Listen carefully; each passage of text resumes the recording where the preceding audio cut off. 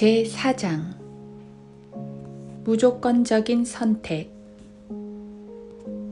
존 칼빈의 교리 가운데 또 다른 비성경적인 가르침은 무조건적인 선택이라고 일컬어지는 것이다. 칼빈주의자들에 의하면 무조건적인 선택은 하나님의 영원한 주권적인 결정이다. 무조건적인 선택은 하나님께서 어떤 사람들은 영원 전에 구원하실 것으로 정해놓으시고 다른 사람들은 저주받을 것으로 정해놓으셨다는 것을 말한다. 이 무조건적인 선택은 전적 타락이라는 교리에 의존하고 있다. 만일 모든 사람이 예수 그리스도를 영접할 수 없을 정도로 무능력하다면 어떤 사람도 구원받을 수 없을 것이다. 모든 사람이 예수 그리스도를 믿을 수 없을 정도로 무능력하기 때문에 하나님께서는 어떤 사람들을 무조건 선택하셔야만 한다는 논리가 선다.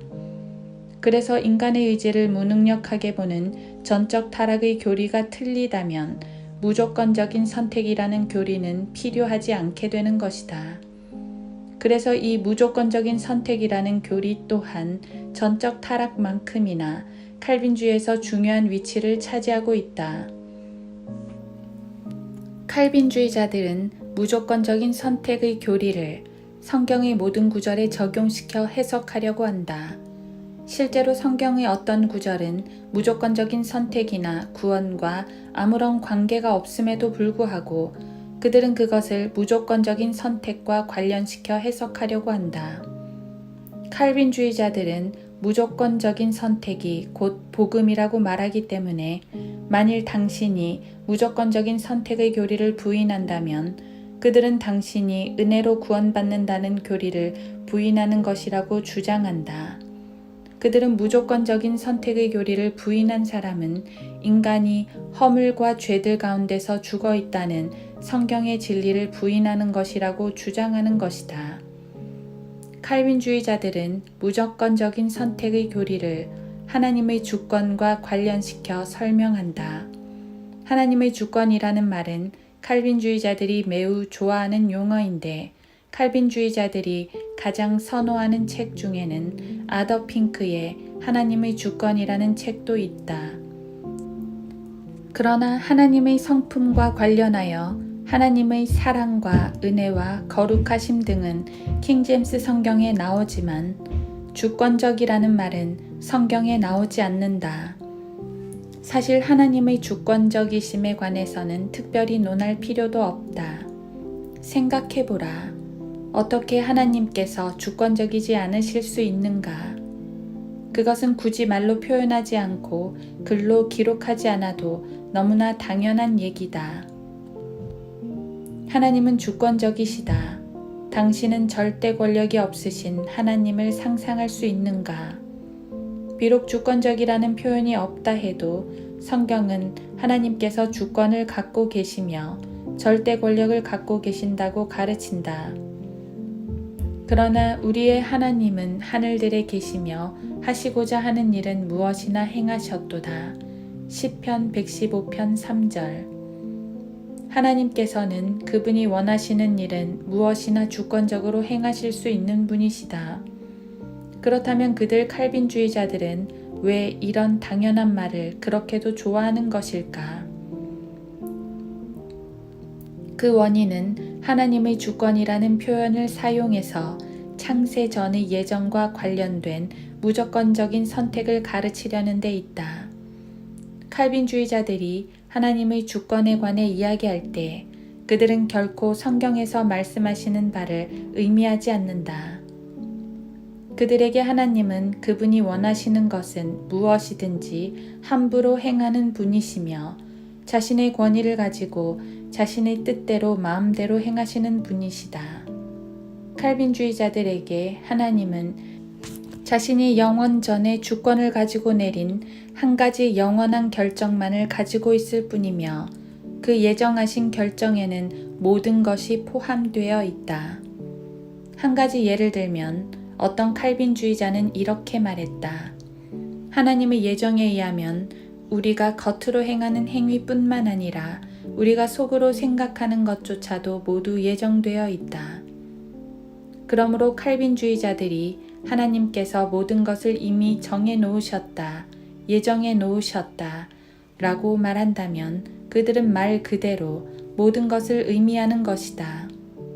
웨스트민스터 신앙 고백은 영원하신 하나님께서 자신의 가장 현명하신 뜻에 따라 모든 것을 결정하셨다. 그분은 결코 변경할 수 없는 것을 정하셨는데 무엇이 일어나든지 자신의 뜻에 의해 그렇게 결정해 놓으셨다. 여러분이 생각하고 있는 것조차 하나님께서 모두 예정하신 것이다. 라고 주장한다. 결국 칼빈주의자들을 따라가다 보면 죄의 원인을 하나님께 돌릴 수밖에 없다. 그러나 하나님은 악을 조장하시는 분이 아니시다. 그러나 칼빈주의자들은 대체로 그렇게 믿고 있다. 이것이 그들에게는 가장 고상한 교리에 속하는 것이다. 그렇다면 하나님께서 악한 일도 미리 예정해 놓으셨다고 말할 수 있는 것인가? 어떤 사람이 자기 집을 부수고 자살을 했다면 하나님께서 그것도 예정해 놓으신 것인가 말이다. 정상적인 그리스도인이라면 그렇지 않다고 말하겠지만 칼빈주의자들은 하나님께서 그 모든 것을 예정해 놓으셨다고 가르친다. 이것은 두 번 생각할 것도 없이 심히 비성경적인 교리가 아닐 수 없다. 물론 칼빈주의자들이 주장하는 것들 중에는 옳은 부분도 있다. 가령 하나님께서 허락하지 않으시면 심지어 파리 한 마리조차도 당신의 콧등에 앉을 수 없다 와 같은 것이다. 어떤 면에서 이것은 진리이다. 그러나 하나님께서 허락하셨다는 것과 파리가 그렇게 앉을 것을 예정해 놓으셨다는 것에는 분명 차이가 있다.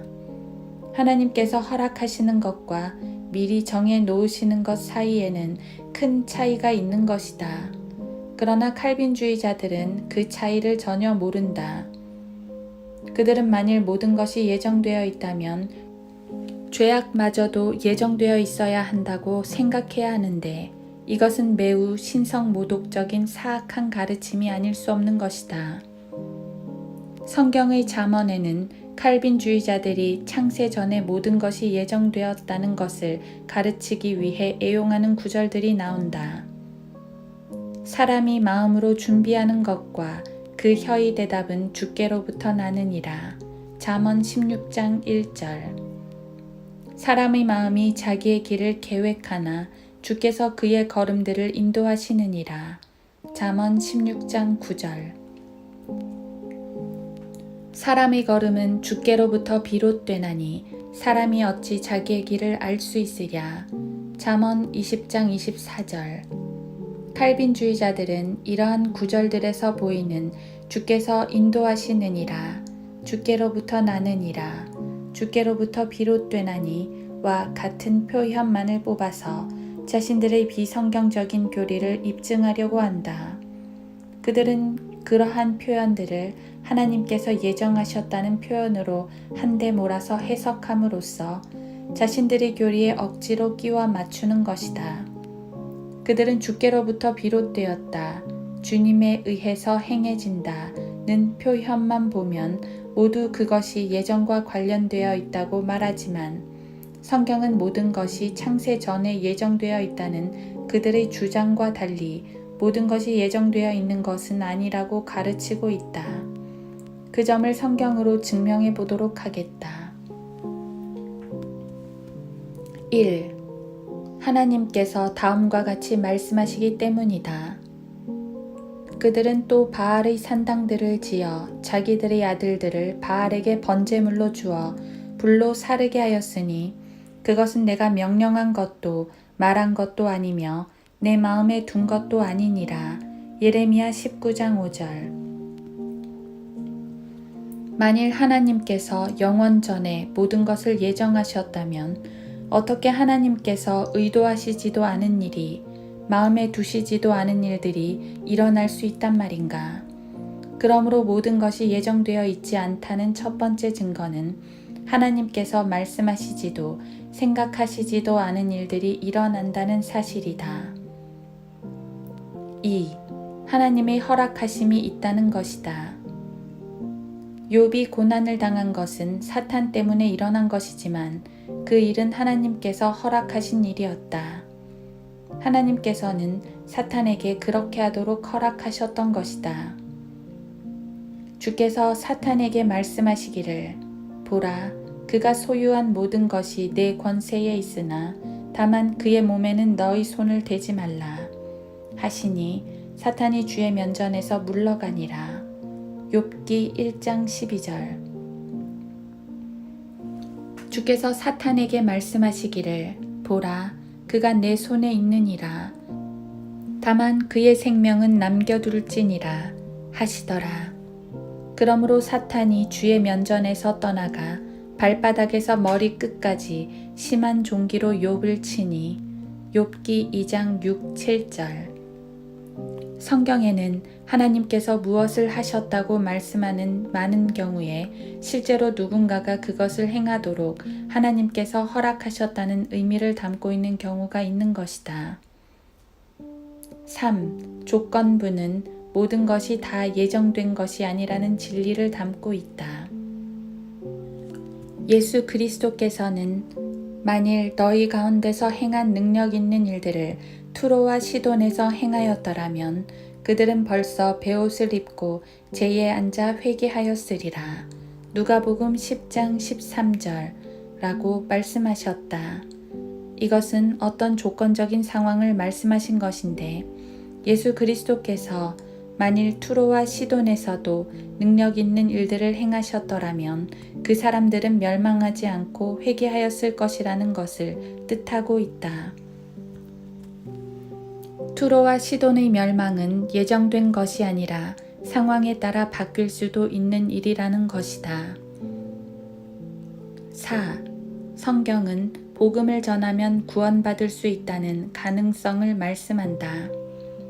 신약 성경에서 바울은 우리가 이방인들의 구원을 위하여 말하는 것을 금지시킴으로써 항상 자신들의 죄들을 채우니 이는 그들에게 임한 진노가 극에 달하였음이니라.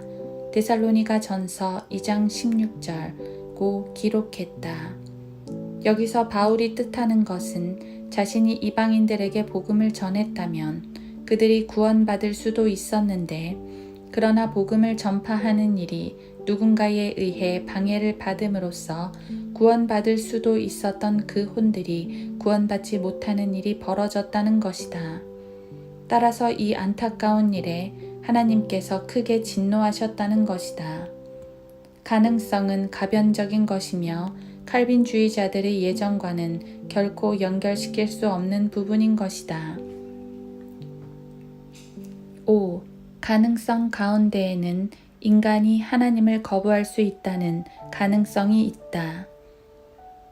잠언에 보면 내가 불렀으나 너희가 거역하였고 내가 손을 내밀었으나 아무도 개의치 아니하였으며 오히려 나의 모든 조언을 무시하였고 나의 책망을 받아들이지 아니하였으므로 잠언 1장 24, 25절 라는 말씀이 있다.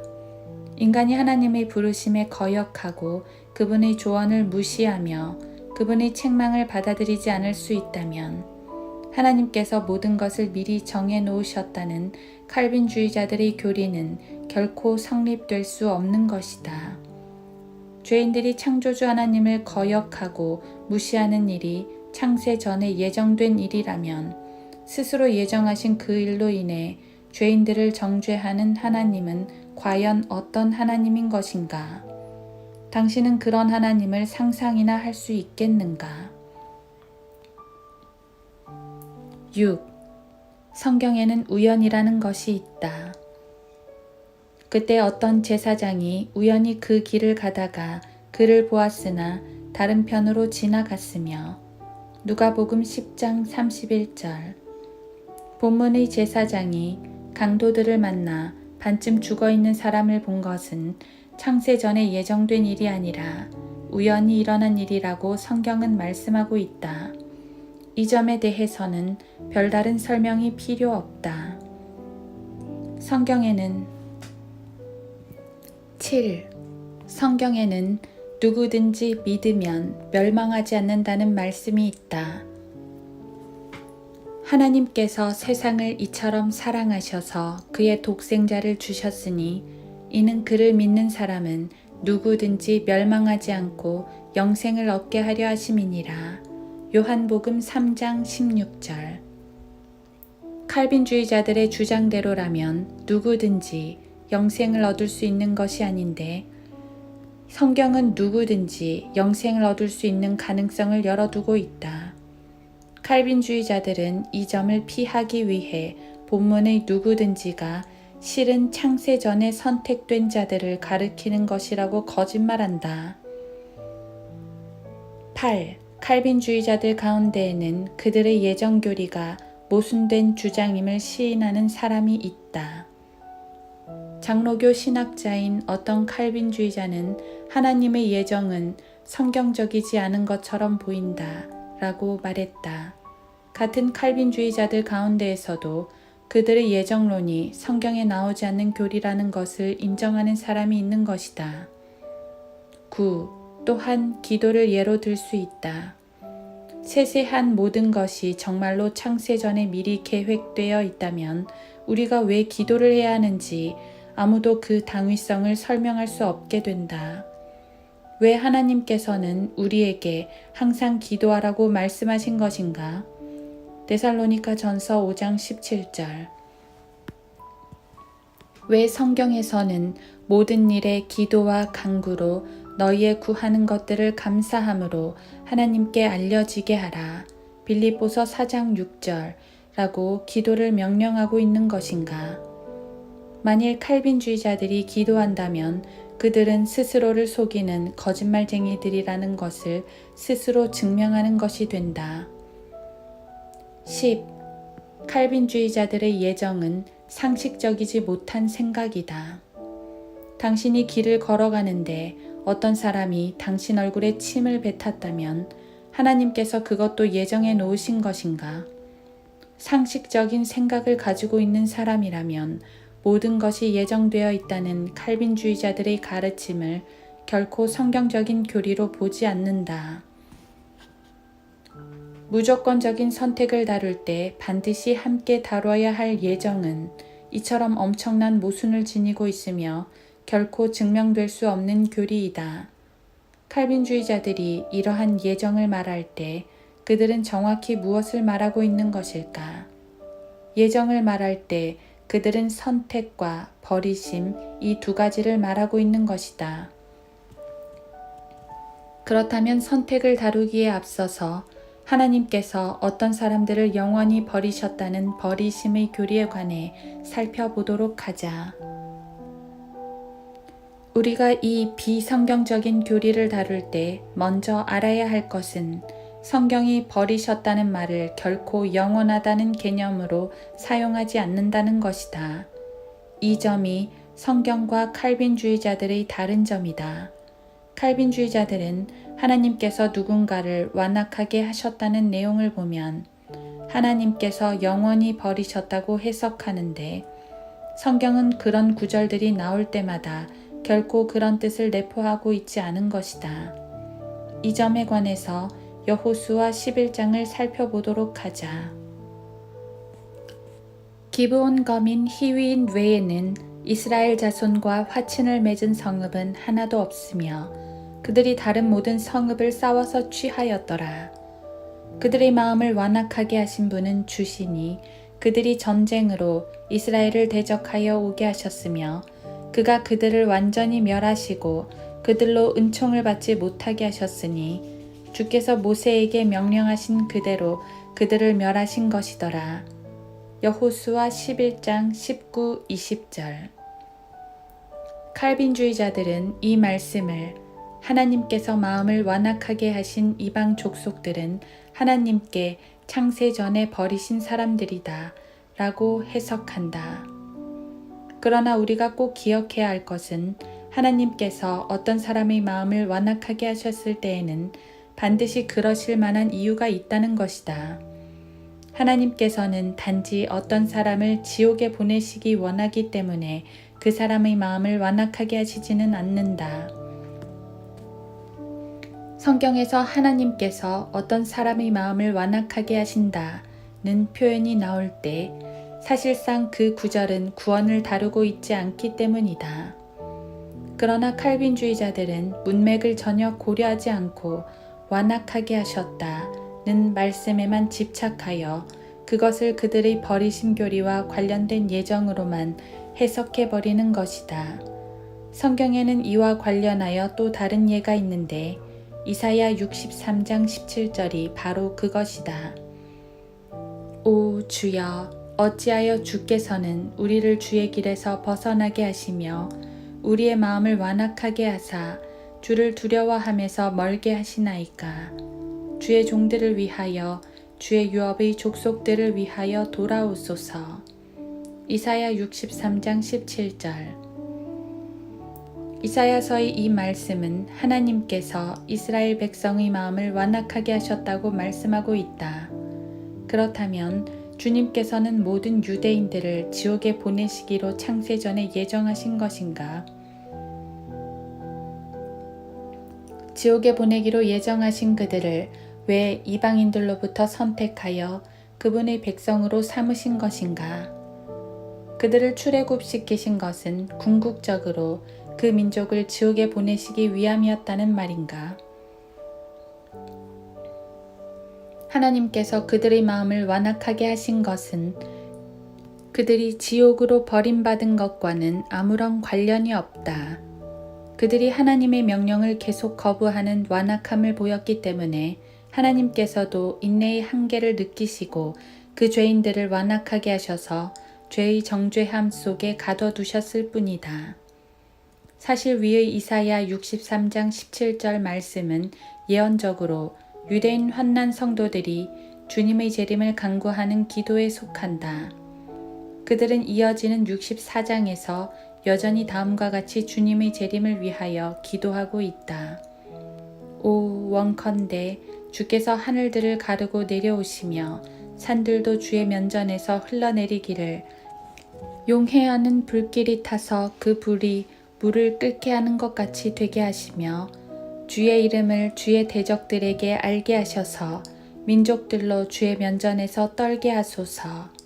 이는 오 하나님이여 주 외에는 주께서 주를 기다리는 자를 위하여 예비하신 것을 세상이 시작된 이래로 사람들이 들은 적도 없고 귀로 깨닫지도 못하였으며 눈으로 보지도 못하였음이니이다. 주께서는 기뻐하며 의를 행하는 자와 주의 길에서 주를 기억하는 자들을 만나셨으니 보소서 우리가 죄를 지었으므로 주께서 진노하셨나이다. 그들 가운데 지속함이 있으니 우리가 구원을 받으리이다. 이사야 64장 1, 2, 4, 5절. 따라서 이사야 63장 17절은 자신들의 죄를 회개하는 대환란 때의 유대인들을 보여주고 있는 것이다. 그들의 영원한 버림받음을 보여주고 있는 것이 아니라 주님의 재림으로 말미암은 민족적 구원에 대한 열망을 나타내고 있는 것이다. 이것은 칼빈주의자들의 버림받음으로의 예정과는 아무런 관련이 없다. 그럼에도 그들은 하나님께서 어떤 죄인들을 지옥에 보내시기로 창세전에 영원히 판결하셨다는 자신들의 교리를 정당화하기 위해서 구약에서 엉뚱한 성경 구절을 가져와 인용하고 있는 것이다. 완악함에 관해서 보자면 마가복음 6장에서 제자들의 마음이 완악해진 것을 볼 수 있다. 그들이 빵의 기적도 이해하지 못하였으니 이는 그들의 마음이 완악해진 영곤이라. 마가복음 6장 52절.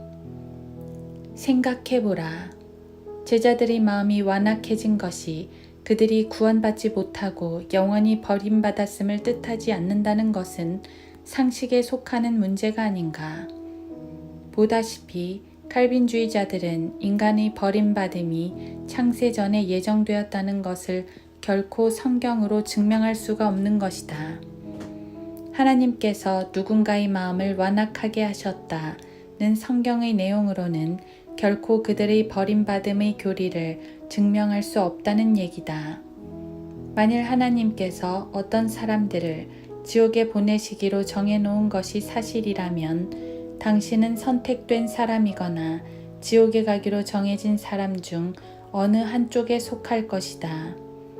칼빈주의가 사실이라면 당신이 할 수 있는 일은 하나님께서 당신을 선택해 주실 것을 바라고 기다리는 것뿐이다. 당신이 만일 선택된 사람이라면 예수 그리스도를 믿지 않아도 어차피 하나님께서 당신을 구원하실 테니 아무 걱정을 하지 않아도 될 것이다. 만일 당신이 지옥에 가기로 정해진 사람이라면 예수 그리스도를 믿는다 해도 어차피 지옥에 갈 것이니 예수 그리스도를 믿을 필요가 없을 것이다. 그 저주에서 벗어나고자 아무리 죄를 자백하고 예수 그리스도를 믿으며 살겠다고 매달리고 애걸복걸해도 소용이 없을 것이다. 선택된 자라면 술 마시고 간음하고 도둑질하고 살인해도 무방할 것이고 지옥에 가기로 정해진 자라면 아무리 말씀을 믿고 순종하며 살아도 별 수 없이 지옥에 가게 될 것이기 때문이다. 이것이 과연 성경에서 가르치는 진리인 것인가? 로마서 9장은 버림받음에 관해 좋은 조명을 주는 말씀이 있다. 파라오에 관한 말씀이 그것이다. 성경이 파라오에게 말하기를 이 목적을 위하여 내가 너를 세웠으니 이는 내가 너에게 나의 능력을 보이고 또 내 이름이 온 땅에 선포되게 하려 함이라 하셨으니 그러므로 그분께서는 자비를 베푸시고자 하는 자에게 자비를 베푸시고 또 원하시는 자를 완악하게 하시느니라. 로마서 9장 17, 18절. 칼빈주의자들은 이 구절을 근거로 파라오를 하나님께서 창세 전에 영원히 버리신 인물의 전형이라고 주장하지만 그것은 성경이 말씀하고 있는 바가 아니다. 성경은 하나님께서 파라오를 어떤 목적을 위하여 세우셨다고 말씀하고 있을 뿐 그 이상도 이하도 말씀하고 있지 않다. 파라오는 어떤 목적을 위하여 지음받은 것이 아니라 세워진 것이다. 하나님께서는 느부갓네살이나 카이사를 세우신 것과 같이 파라오를 세우셨다. 성경은 이들 모두가 멸망으로 예비되었다고 말씀하지 않으며 그들에게 어떤 판결이 영원 전에 선고되었었다고 말씀하지 않는다. 파라오가 세워진 것은 그에게 하나님의 능력을 보이고 하나님의 이름이 온 땅에 선포되게 하기 위한 것이었지 주권적인 영원한 판결에 의해 그를 지옥에 보내기 위한 것이 아니었다.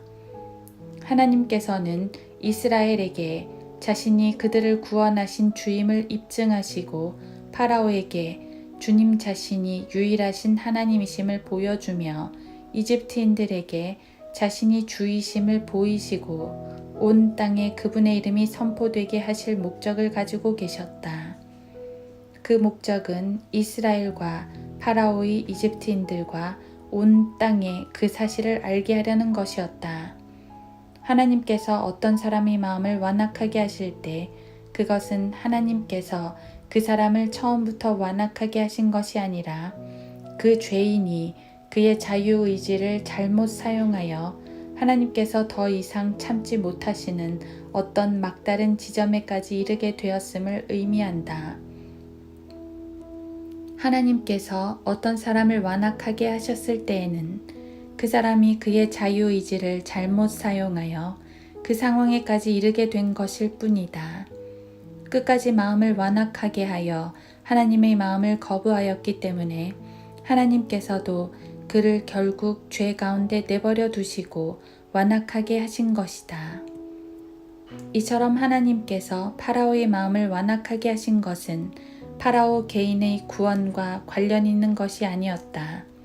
하나님께서는 그분께서 파라오의 마음을 완악하게 하시기 전에 이미 파라오가 스스로의 마음을 완악하게 하여 이스라엘을 내보내지 않을 것을 미리 아시고서 말씀하신 것이었다. 성경의 모든 구절을 구원과만 연결시키면 칼빈주의자들처럼 낭패를 보게 되는 것이다. 칼빈주의의 예정과 관련하여 지금까지 버림받음에 대해 살펴보았다면 이제부터는 하나님께서 어떤 사람을 창세 전에 선택하셨다는 선택에 관해서 살펴보도록 하자. 칼빈주의자들의 무조건적인 선택에 관해서는 다음과 같은 두 가지 중요한 논란이 있다. 첫째, 하나님께서 어떤 사람을 선택하시기로 무조건 예정해 놓으셨는가? 둘째, 칼빈주의자들이 내세우는 성경 구절은 과연 하나님께서 인간을 영원 전에 선택하신 것을 말씀하고 있는가? 첫 번째 질문에 대한 성경적인 대답은 다음과 같다. 그때 주께서 밤에 환상으로 바울에게 말씀하시기를 두려워 말고 전파하며 잠잠하지 말라. 내가 너와 함께 있는 이상 아무도 너를 해치지 못할 것이니 이는 이 성읍 안에 내 백성이 많음이라고 하시더라. 사도행전 18장 9, 10절. 우리는 하나님께서 바울에게 이 성읍 안에 내 백성이 많음이라고 말씀하신 것에 주목해야 한다. 칼빈주의자들은 이것을 내가 선택한 백성이 이 성읍 안에 많음이라고 해석하는데 이에 관해 몇 가지 질문을 던져보도록 하자. 만일 이 사람들이 하나님께서 창세전에 구원으로 택하신 백성들이라면 왜 바울이 가서 복음을 전해야 하는가? 하나님께서 선택한 백성도 지옥에 가는 것인가? 만일 바울이 이 성읍에 가서 복음을 전파하지 않았다면 성읍 사람들은 어떻게 되었을까? 만일 이 사람들이 선택된 자들이라면 바울이 가서 복음을 전하지 않았을지라도 하늘나라에 가는 것 아니겠는가? 칼빈주의자들은 이 질문들에 대해 단 한마디도 성경적으로 대답할 수가 없다. 그렇다면 하나님께서 본문에서 말씀하시는 많은 백성이란 과연 누구를 말하는 것인가? 우리는 같은 장인 사도행전 18장 2절에서 이 많은 사람들 중 몇몇의 이름을 볼 수 있다. 클라우디오가 모든 유대인은 로마를 떠나라고 명령했기 때문에 최근에 이탈리아에서 온 폰토 태생 아킬라라고 하는 유대인과 그의 부인 프리스킬라를 알게 되어 그들에게 찾아가니라. 또한 사도행전 18장 5절에 보면 몇 사람이 더 나온다.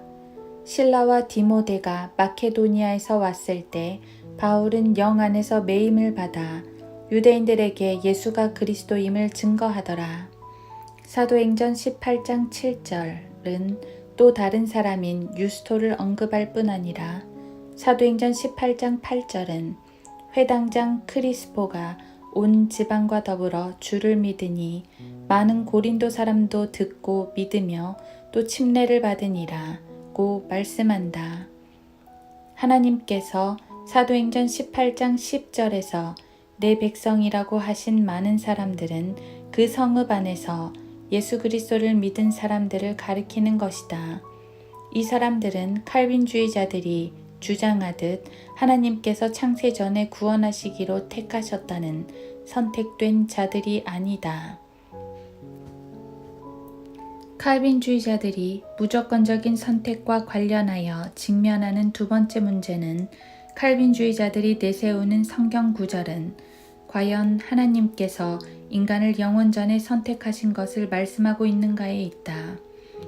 그들은 성경의 특정 구절을 근거로 하나님께서 특정한 무리의 구원을 예정하셨다고 주장하지만 이것은 성경의 전후 문맥을 고려하지 않고 특정 단어만을 찾아내어 그들의 구미에 맞춰 해석한 것에 불과하다.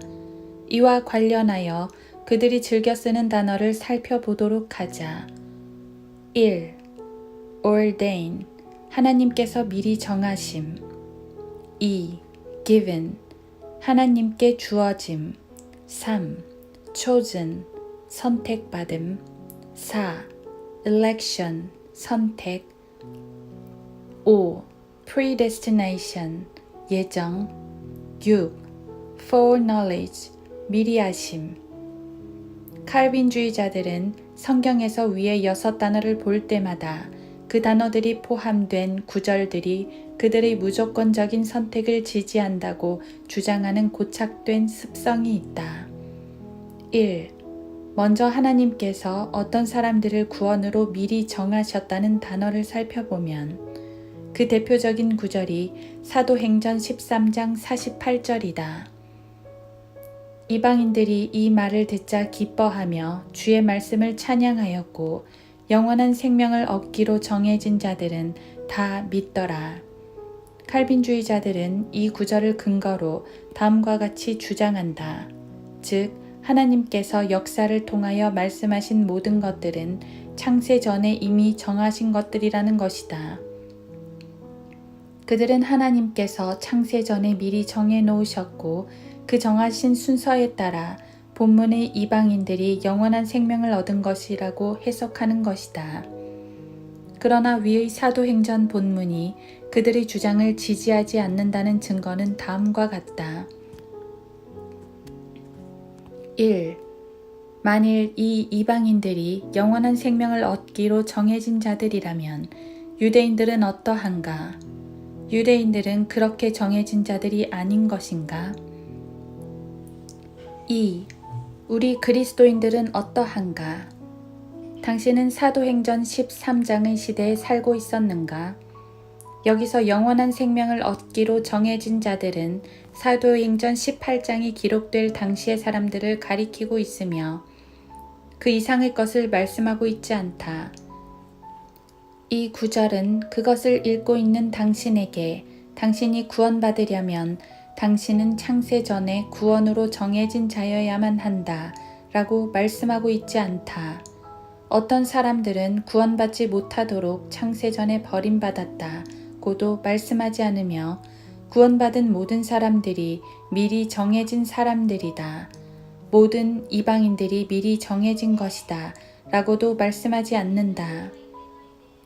2. 주어진 given 사람들에 관해서는 요한복음 17장 2절을 주목하도록 하라. 아버지께서 아들에게 모든 육체 위에 권세를 주신 것은 아들에게 주신 모든 사람에게 영생을 주게 하려 하심이니이다. 칼빈주의자들은 아들에게 주신 모든 사람을 아버지께서 창세 전에 선택하신 자들을 예수 그리스도께 주신 것이라고 해석한다. 그러나 요한복음 17장을 보면 예수 그리스도께 주어진 자들이 누구인지 알 수 있다. 같은 장 6절을 보면 엄밀히 말해 그 사람들은 주님의 제자들인 남자들이다. 나는 아버지께서 이 세상으로부터 나에게 주신 그 사람들에게 아버지의 이름을 나타내 보였나이다. 그들은 아버지의 사람들이었는데 아버지께서 나에게 주셨으며 그들은 아버지의 말씀을 지켰나이다. 요한복음 17장 6절. 그렇다면 남자가 아닌 여자들은 모두 구원받지 못하는 것인가? 이 문맥은 칼빈주의자들이 말하는 것처럼 어떤 사람의 구원에 대해 말하고 있는 것이 아니라 예수 그리스도의 제자들에 관해 말씀하시는 것이다. 이에 더하여 주님께서는 그러나 나는 이들만을 위하여 기도하는 것이 아니옵고 그들의 말을 통하여 나를 믿을 사람들도 위한 것이옵니다.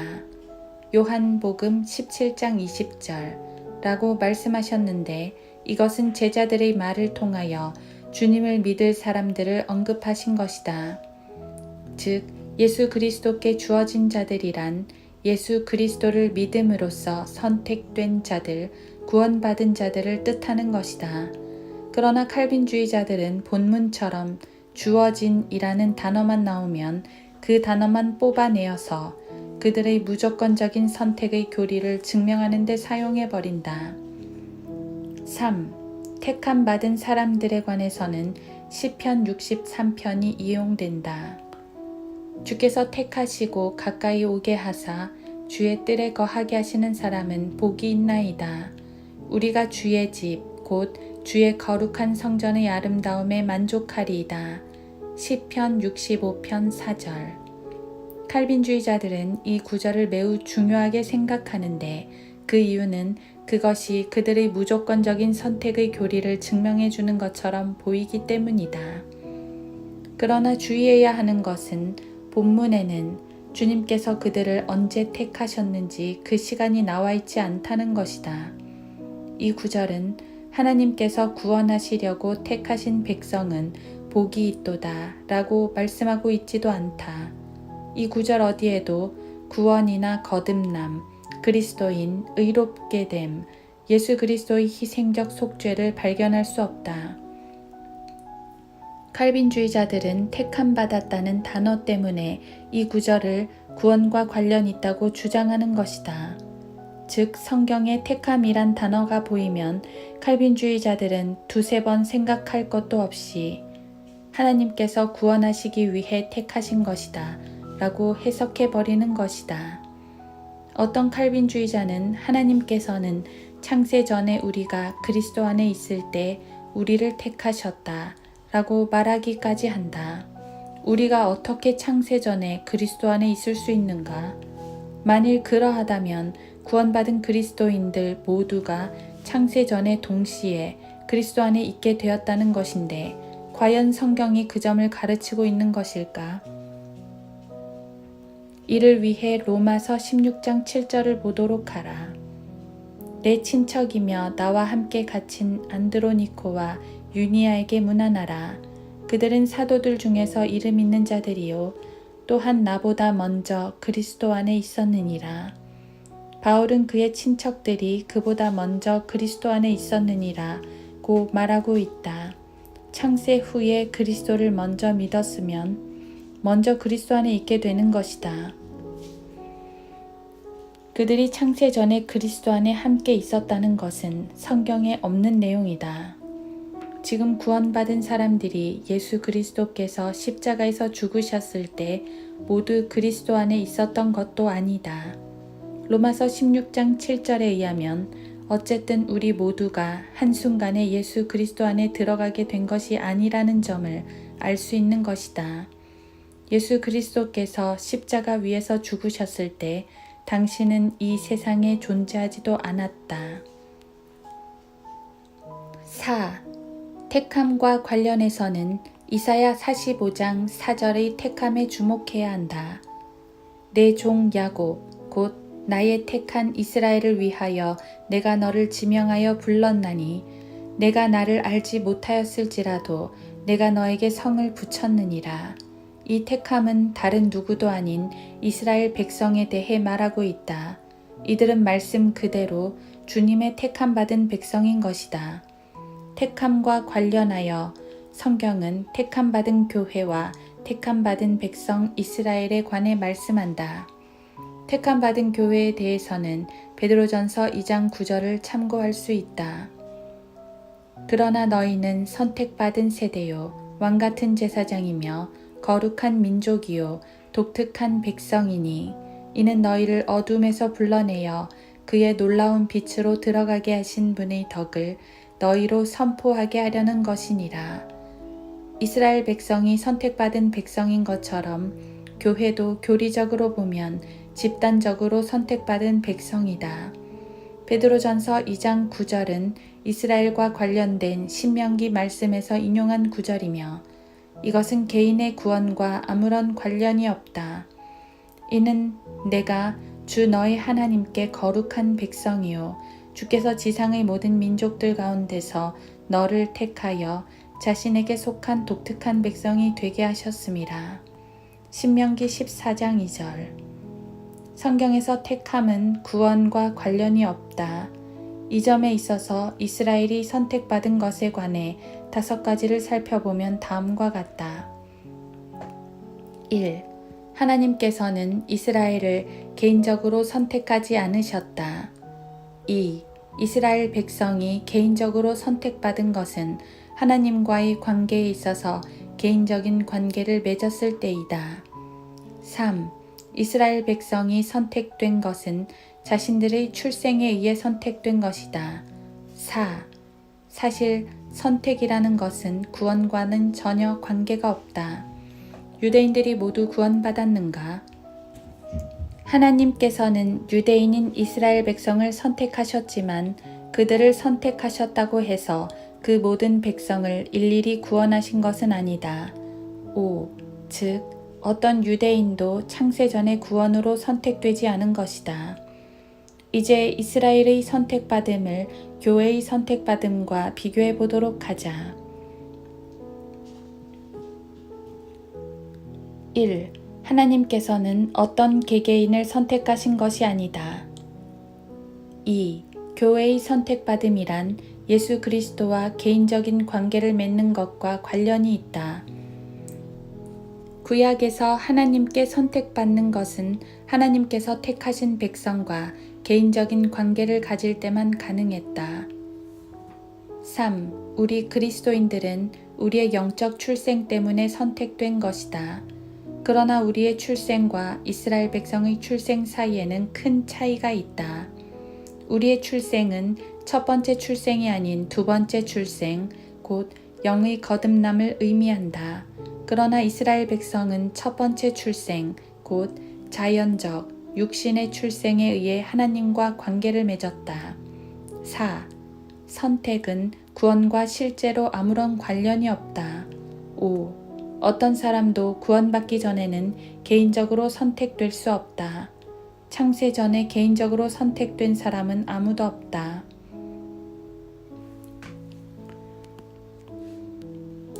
칼빈주의자들이 즐겨 쓰는 5번째 단어인 예정과 관련하여 우리는 성경이 예정에 대하여 단지 4번만 언급하고 있다는 사실에 주목해야 한다.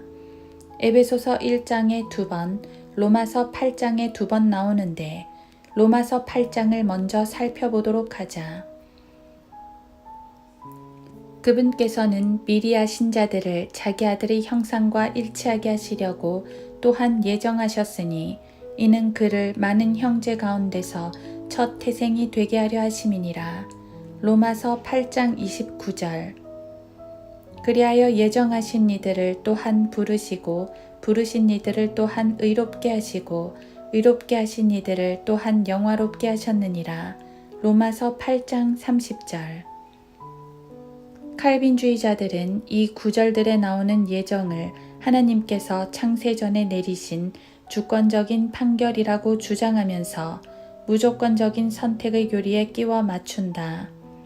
그러나 우리는 이 구절들에서 우리가 왜 예정되었는가를 알아야 한다.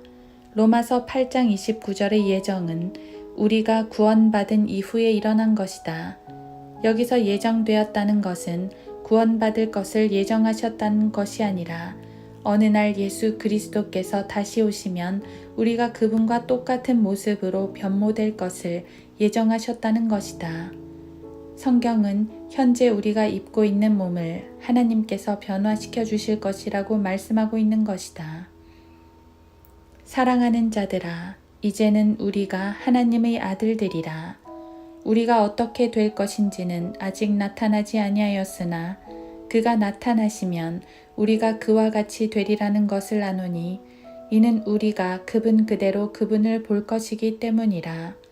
요한일서 3장 2절.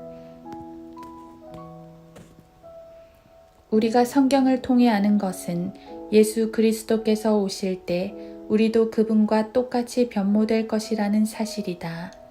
이 예정은 칼빈주의자들의 하나님의 영원한 판결이 아니며 또 구원을 예정하셨다는 것도 아니다. 로마서 8장 29절에서 말씀하는 예정은 죄인이 구원받는 것과 관련 있는 것이 아니라 죄인이 구원받은 이후 그가 휴거될 때 예수 그리스도의 형상과 일치되는 것과 관계 있는 것이다. 예정은 로마서 8장뿐만 아니라 에베소서에서도 다루고 있는데 이것은 칼빈주의자들이 즐겨 사용하는 6번째 단어인 미리 아심과 연관해서 상세히 다뤄야 할 부분이다. 즉 성경에는 칼빈주의자들의 무조건적인 선택과 관련하여 더 깊이 있게 다뤄야 할 부분이 있다는 이야기다. 칼빈의 무조건적인 선택의 교리는 에베소서 1장 4절에 근거하고 있다. 칼빈은 에베소서 1장 4절에 하나님께서 세상의 기초를 놓으시기 이전에 우리로 사랑 안에서 그분 앞에 거룩하고 흠 없게 하시려고 그리스도 안에서 우리를 택하시어 라는 말씀과 5절의 하나님의 기쁘신 뜻에 따라 예수 그리스도를 통하여 우리를 자신의 자녀로 입양할 것을 예정하셨으니 라는 말씀을 읽고서 그것을 무조건적인 선택으로 생각하는 오류를 범한 것이다. 다시 말해 이것을 에베소서 1장 9절과 연결시켜서 그의 기쁘심을 따라 자기 안에서 계획하신 바 그의 뜻의 신비를 우리에게 알게 하셨으니 하나님께서 그리스도 안에서 의도하신 그분의 임의적인 선하신 뜻대로 구원받을 사람이 예정되었다고 생각했던 것이다. 그러나 이미 말했듯이 무조건적인 선택이라는 것은 매우 어리석은 생각이다. 왜냐하면 우리는 베드로전서 1장 1, 2절에서 선택받은 것이 조건적이라는 기록을 볼 수 있기 때문이다.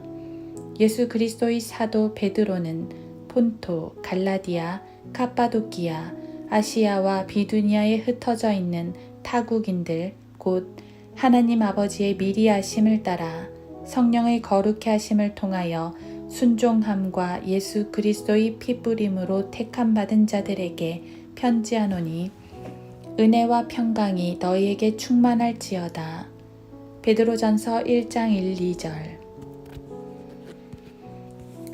선택과 관련하여 베드로전서 1장 2절은 곧 하나님 아버지의 미리 하심을 따라 택함 받은 자들에게 라고 분명하게 진술하고 있으며 여기에는 분명히 미리 아심이라는 조건이 전제되어 있다.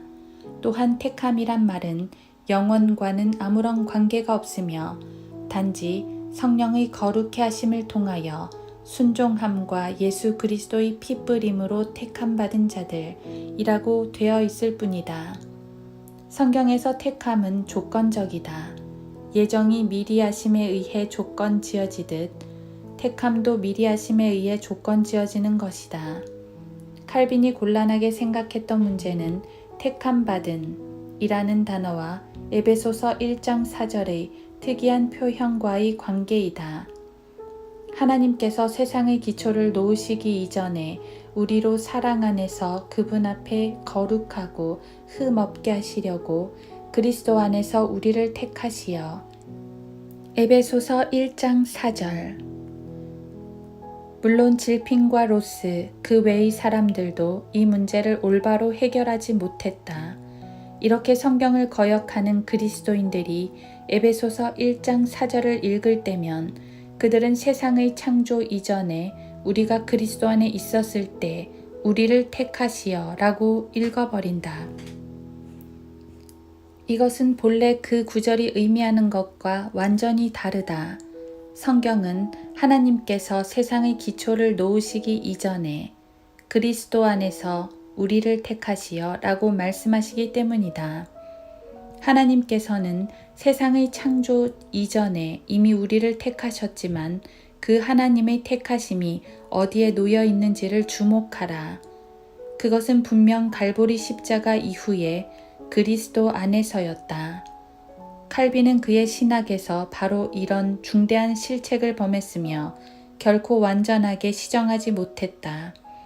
그는 실제로 창세기 1장 1절 이전에 당신이 그리스도 안에 있었다고 생각했는데 따라서 당신은 아담이 타락했을 때 아담 안에서 그리스도로부터 떨어지게 되었고 허물과 죄들 가운데 죽어있는 그 상태에서 살리심 받았을 때 다시 그리스도 안으로 돌아간 셈이 된다.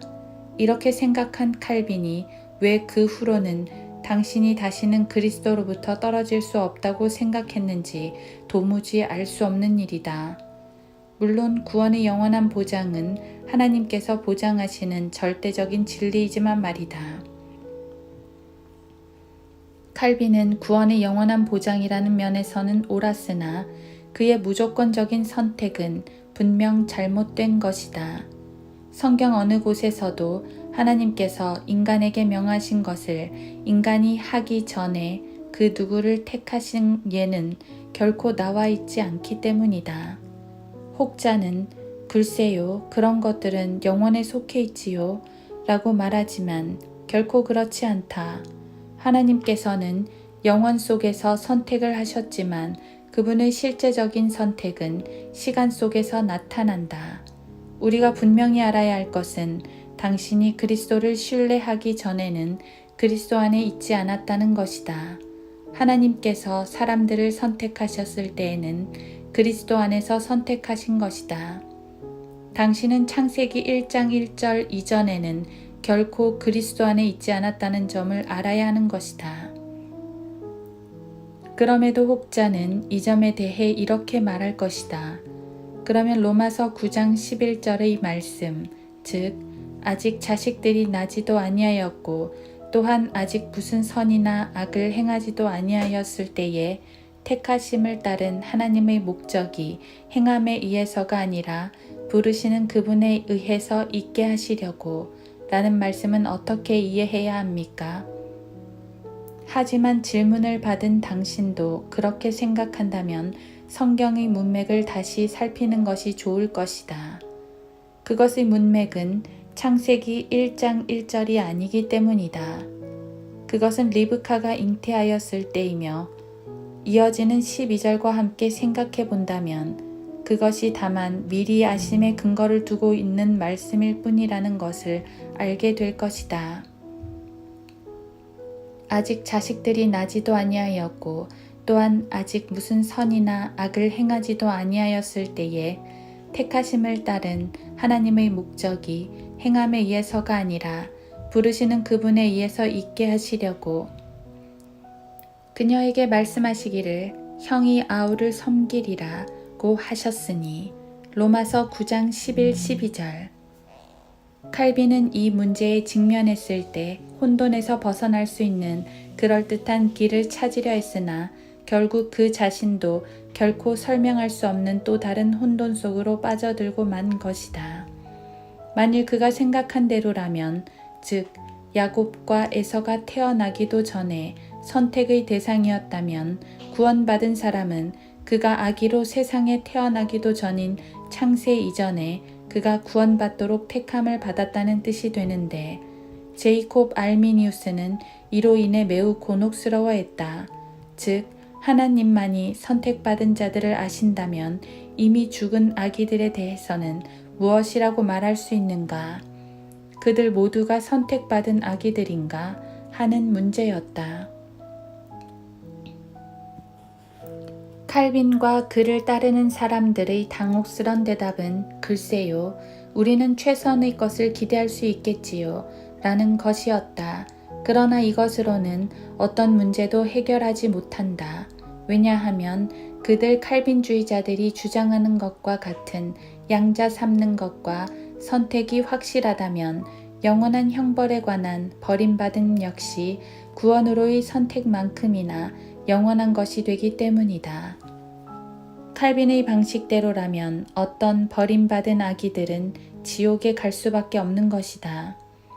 칼빈주의 5대 교리는 로마서 9장 11절에 따라 사람은 태어나기도 전에 선택되며 그 선택은 무조건적인 것이라고 말하지만 이것은 칼빈이 뛰어난 성경학자가 아니었다는 것을 증명할 뿐이다.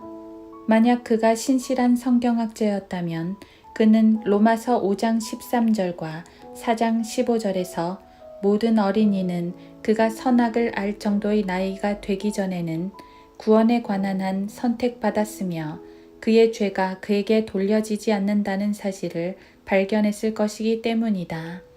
율법이 있기 전에도 죄가 세상에 있었으나 율법이 없을 때에는 죄를 죄로 여기지 아니하였느니라. 로마서 5장 13절. 율법은 진노를 일으키나니 율법이 없는 곳에는 범법도 없느니라. 로마서 4장 15절. 앞서 말한 대로 하나님의 말씀에 대한 칼빈의 지식은 매우 얕았던 것이다. 그는 매우 깊이 있는 철학자요, 개혁가이기는 했지만 22년 동안 교육을 받았고 히브리어와 헬라어 그리고 신학에 통달하기는 했지만 당신은 이 세상에 살았던 사람들 가운데 성경적으로 가장 우둔했던 사람들에는 신학자들과 철학자들이 포함된다는 사실을 기억해야 하는 것이다. 당신은 예수 그리스도를 당신의 구주로 영접했을 때에야 비로소 그리스도 안에 있게 된 것이며 그때가 바로 당신이 양자 되기 위하여 선택된 때이다.